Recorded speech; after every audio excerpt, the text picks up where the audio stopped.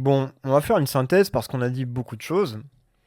Ce qu'on peut retenir de tout ça, avec nos lunettes de marxistes chiants qui puent de la gueule, c'est que Mélenchon s'inscrit depuis longtemps dans une gauche de rupture de tradition réformiste. Après avoir occupé pendant 30 ans l'aile gauche du PS, il quitte le parti justement pour pouvoir continuer à assumer cette ligne en créant diverses formations politiques, du parti de gauche à la France insoumise. Toute la stratégie politique du vieux mise sur la prise du pouvoir légalement par les urnes, avec comme objectif ultime les élections présidentielles. Alors évidemment, il sait qu'il ne peut pas tout à lui seul. Son offre politique doit d'abord trouver un appui sur le terrain des mobilisations sociales, notamment à travers ce qu'il appelle une révolution citoyenne, c'est-à-dire le soulèvement spontané du peuple face aux politiques néolibérales étouffantes. Son programme politique se veut alors la traduction électorale des aspirations de ce peuple en colère.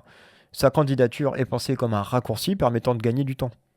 Une des grandes ambitions politiques de Mélenchon est justement, en cas de victoire présidentielle, de convoquer une assemblée citoyenne pour réécrire la Constitution, donc les règles du jeu démocratique. Ce qui frappe tout de suite, au-delà du réformisme qui est très critiqué par les marxistes, mais pour en savoir plus, vous allez être patient et attendre ma deuxième vidéo, c'est que Mélenchon opère un déplacement de la sphère productive à la sphère de la consommation. Pour constituer son sujet révolutionnaire porteur de transformation, il va surtout se concentrer sur une expérience partagée par les consommateurs au sens très large.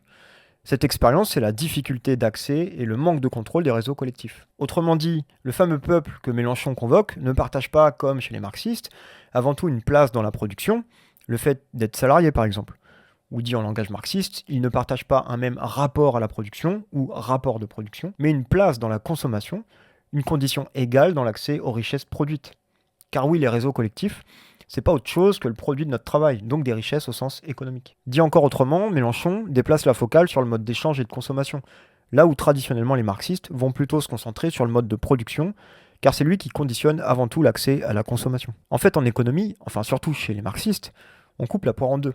Les êtres humains ont des besoins, l'organisation de la société à travers la production et la répartition des fruits de cette production, donc la consommation, permettent de gérer ces besoins. Une société humaine, c'est donc l'articulation de ces deux champs économiques essentiels.